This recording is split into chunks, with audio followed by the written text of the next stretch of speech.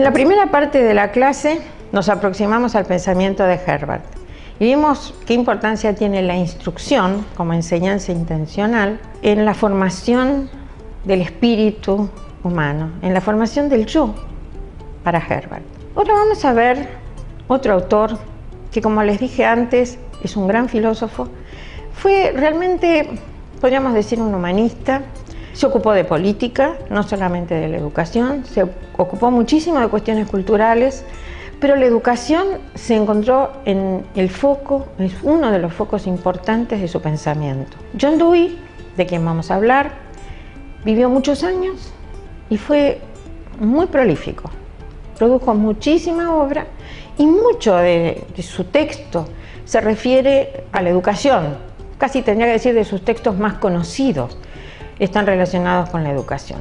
Fue el fundador de un movimiento, tuvo muchos discípulos y se ocupó casi de todos los temas que tienen que ver con la educación. Por eso lo hemos elegido. Dijimos, es considerado el filósofo más importante de la educación del siglo XX, de la primera mitad del siglo XX, porque fue la época en la cual él produjo la mayor parte de su obra y porque prácticamente fue su época madura en la cual escribió mucho. Decimos entonces que en el campo de las teorías educativas vamos a tratar las ideas de John Dewey y la importancia que él le da a la cuestión de dirimir estas tensiones que existen entre la naturaleza y la cultura, entre el individuo y la sociedad. Una característica del trabajo de John Dewey que hace que no siempre sea sencillo leerlo, aunque uno tiene la impresión siempre de que entiende sus ideas, es la manera en que las expone. Y esto hace que uno deba ser muy cuidadoso. Nosotros vamos a ver ideas fundamentales de John Dewey. Entre ellas podemos decir, era un pragmatista, y los pragmatistas piensan que el mundo existe fuera de nosotros, pero que no lo podemos conocer tal cual es. Es un mundo de fenómenos confusos, caóticos, pero nosotros le ponemos orden. ¿Y por qué le ponemos orden? Porque necesitamos conocerlo a los fines prácticos de realizar acciones. Si no lo podemos conocer tal cual es, uno podría pensar que es imposible tener un conocimiento que sea verdadero. Pero los pragmatistas le asignan el valor de verdad a aquellos juicios que, a partir de un conocimiento, de una afirmación acerca de cómo es el mundo que nos rodea, permite realizar acciones que sean acciones prácticas, que sean acciones útiles. Quiero decir que útiles, no útiles materialmente solamente, sino que están relacionadas con la energía de la acción y tienen un fin, y para ese fin, ese conocimiento es un conocimiento que es adaptado, apropiado, útil, que permite poner en marcha la acción y lograr ciertos efectos. Entre las ideas entonces de los pragmatistas, para algunos de ellos, y particularmente para John Dewey, fue muy importante la cuestión de la educación como proceso de formación del hombre. Precisamente porque eran pragmatistas y porque no pensaban que había que adaptarse simplemente al mundo en el que vivían, es que la educación como proceso de formación, decía, es tan importante para los hombres, pero tiene que cumplir con ciertas condiciones. Mucho de lo que es el pragmatismo y de lo que es la propuesta pedagógica de John Dewey depende de la época en la cual se inicia este movimiento, esta definición de las ideas.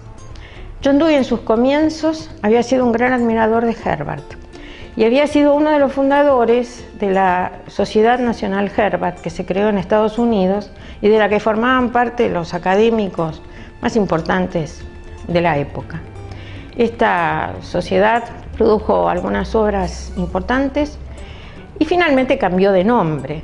Se denominó Sociedad Nacional para el Estudio Científico de la Educación. Con el tiempo perdió la palabra científico, pero es una sociedad que, inaugurada todavía en el siglo XIX, perduró hasta el año 2008. Es decir, que ese semillero de ideas que se iniciaron tomando el pensamiento de Herbart fue muy importante, muy influyente. Pero lo cierto es que si bien John Dewey se inició en ese movimiento, a los pocos años se separó por discrepancias, precisamente y a través de las críticas que le hace a Herbert, aún considerándolo muy interesante. Pero al mismo tiempo interesante lo considera un pedagogo conservador. ¿Qué pasaba en ese ambiente cultural? Es un ambiente proclive a que aparezcan teorías como las del pragmatismo.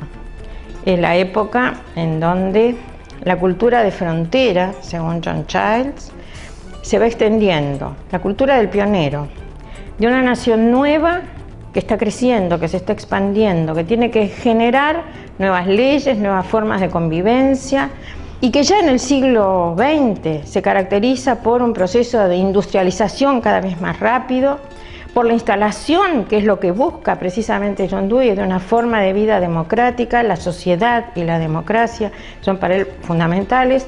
Por algo, su obra más importante en el campo de la educación se llama Democracia y Educación. Es un optimista, los pragmatistas son optimistas y creen que es posible construir una sociedad democrática a partir de una educación que forme a los hombres para la democracia. Decimos entonces formas de vida democrática, industrialismo, y también decimos que es una nación que se está construyendo, es una nación que está creciendo, que está inventándose a sí misma. Hay un criterio entonces práctico que es propio de la cultura de la época y que es propio del pragmatismo. Decimos entonces que en John Dewey encontramos, en primer lugar, unas ideas muy importantes. Es uno de los grandes antecedentes del constructivismo y que provienen de la concepción del conocimiento que tienen los pragmatistas, y en donde se plantean muy claramente esta dificultad de establecer las relaciones en las cuales uno ubica al hombre entre la naturaleza y la sociedad, entre el individuo y la sociedad, entre la naturaleza y la cultura, etcétera, etcétera. Es decir, las múltiples tensiones que se generan por este tipo de relaciones y que él resuelve a partir de la interrelación. Y cuando yo hace un momento decía que hay que leerlo con mucho cuidado, es porque el modo de exposición que tiene Dewey de sus ideas es un modo muy particular. Él quiere demostrar que el individuo es importante. Y entonces desarrolla todas sus ideas acerca de que el individuo es importante. Pero también quiere mostrar que la sociedad es importante. Entonces desarrolla todas sus ideas acerca de por qué la sociedad es importante. Pero luego, en un tercer momento, muestra que el individuo se inserta y depende de la sociedad y que la sociedad es asimilada por el individuo y que hay una interacción entre los dos. Este juego constantemente de opuestos, en donde justifica uno y justifica el otro, para pasar luego a mostrar la síntesis de los dos, hace que si uno quisiera hacerle decir a Dewey que es importante el individuo, siempre encontraría citas que le permiten decirlo. Si uno le quisiera hacer decir que solo la sociedad es importante, también encontraría citas que le permiten decirlo. Pero en realidad lo que hay que hacer es una lectura completa, de manera de encontrar justamente ese punto de unión entre los opuestos. Por eso cuando él habla de naturaleza y de cultura, son importantes las dos. Cuando habla de individuo y de sociedad, son importantes los dos. Y hay que tener mucho cuidado en no hacer un reduccionismo de su pensamiento, quedándose solo con un aspecto parcial. ¿Por qué esa dinámica constante que hay entre los polos? Porque la realidad no es estática, porque estamos diciendo que están constantemente en movimiento y en desarrollo y en creación y en evolución, porque la evolución no solo afecta en la historia de la especie al hombre en los aspectos corporales, en los aspectos físicos, sino también a la cultura evoluciona, la cultura cambia, porque hay factores que son internos al individuo. Y su crítica a Herbert es justamente que piensa que el individuo es construido desde afuera, cuando él piensa que hay condiciones internas también que deben ser tomadas en cuenta, porque el individuo está continuamente interactuando con un medio. Dijimos, el individuo cambia, el medio también cambia, y el concepto central en la pedagogía de John Dewey, ¿por qué es importante esta interacción del individuo con el medio? Porque el concepto de experiencia es un concepto absolutamente central en toda la pedagogía de John Dewey. La experiencia va a ser justamente la ocasión del crecimiento, la ocasión del desarrollo, la ocasión en donde la interacción entre el individuo y el medio cambia el medio y cambia el individuo. Por eso, la experiencia como aspecto central es el componente fundamental de la enseñanza, del currículum escolar. El currículum es un conjunto de experiencias que tienen que ser vividas por el individuo, que tienen que ser pensadas y reflexionadas profundamente por el individuo, y en las cuales el individuo tiene que tener también un papel creativo. La educación tiene un objetivo, que es reconstruir, reorganizar la experiencia y hacerla, sobre todo, disponible para el individuo de tal manera que él pueda reorganizarla, reordenarla constantemente.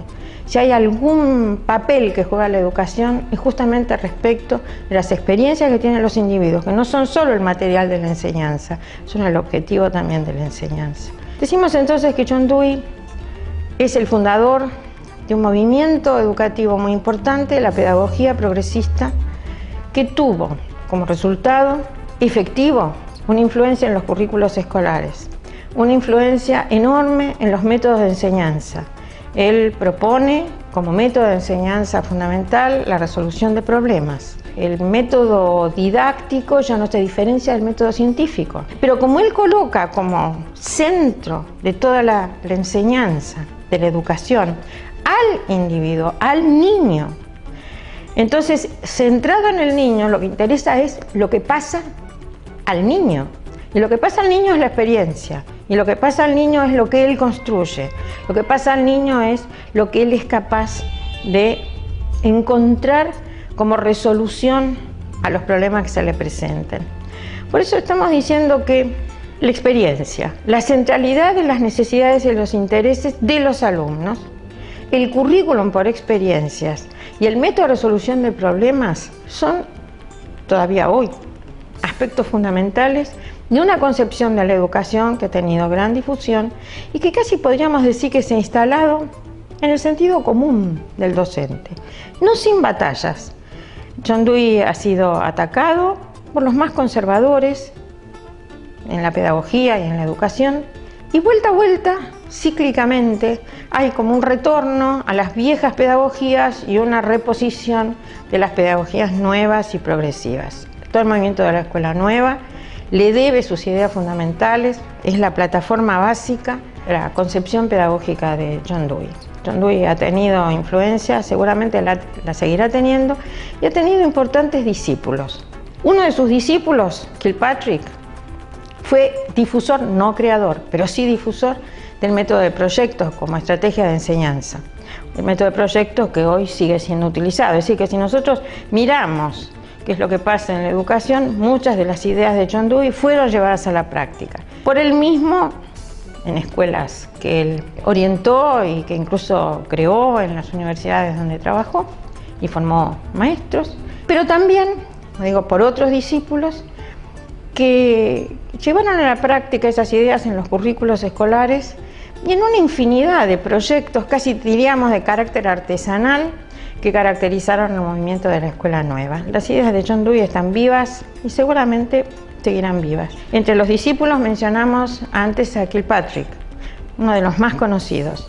Él dijo que había sido el mejor alumno que alguna vez había tenido.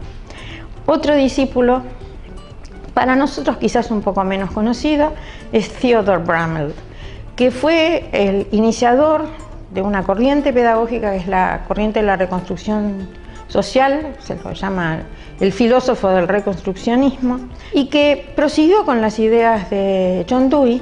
Es lo que se podría llamar un neoprogresivismo, incluso un neopragmatismo, y que como filósofo de la educación también en algún momento tuvo mucha difusión, su obra fue traducida a muchísimos idiomas y leído en muchos países, y que se caracteriza sobre todo como filósofo de la educación por ser un filósofo de los valores, se preocupa mucho por los fines de la educación y considera que los valores deben ser enseñados sistemáticamente. ¿Qué creía él? Que son fines de la educación, no solo transmitir la cultura, sino también transformarla. Casi podríamos decir en cierto modo que es un utópico, pero no un utópico pensando que sus ideas son irrealizables, sino porque quiere pegar un salto. Y en este caso, desde su punto de vista, él falleció ya hace algunos años, cree que es posible transformar la sociedad y que en esa transformación la escuela tiene un papel fundamental, es un agente imposible de sustituir.